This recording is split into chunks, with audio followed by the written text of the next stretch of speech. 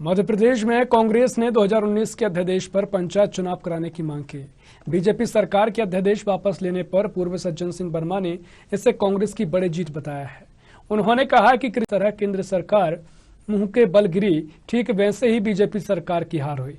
पूर्व मंत्री सज्जन सिंह वर्मा ने कहा कि बीजेपी पंचायत चुनाव कराने के मूड में नहीं थी, इसलिए पुराने अध्यादेश पर चुनाव कराने का फरमान जारी कर दिया। अगर बीजेपी सरकार की चुनाव कराने की मंशा होती तो कांग्रेस सरकार के अध्यादेश को लागू करते। महंगाई और बेरोजगारी को लेकर बीजेपी का चौतरफा विरोध हो रहा है। प्रदेश के गृह मंत्री पिछले 3 दिन में चुनाव टालने के संकेत दे रहे थे। चौहान की सरकार को एक बार फिर मुंह की खाना पड़ी है। जिस तरह केंद्र में नरेंद्र मोदी की सरकार को मुंह की खाना पड़ी थी, 3 कृषि काले कानून वापस लेना पड़े थे, उसी तरह मध्य प्रदेश में भी पंचायती राज चुनाव का अध्यादेश कैबिनेट में वापस लेके राज्यपाल महोदय के सिग्नेचर के लिए भेजना पड़ा है।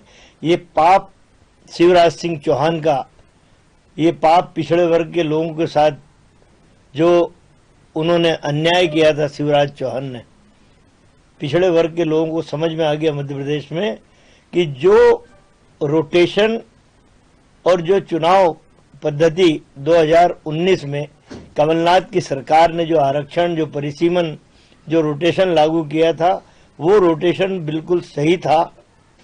लेकिन शिवराज सरकार चुनाव कराना नहीं चाहती थी। शिवराज की सरकार डरी हुई है।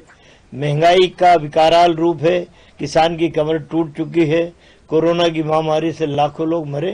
ये सारी बातें शिवराज सरकार के खिलाफ जा रही थी, इसलिए उन्होंने 2019 के अध्यादेश को निरस्त करके अपना फिर से नया अध्यादेश लागू करने का असफल प्रयास किया।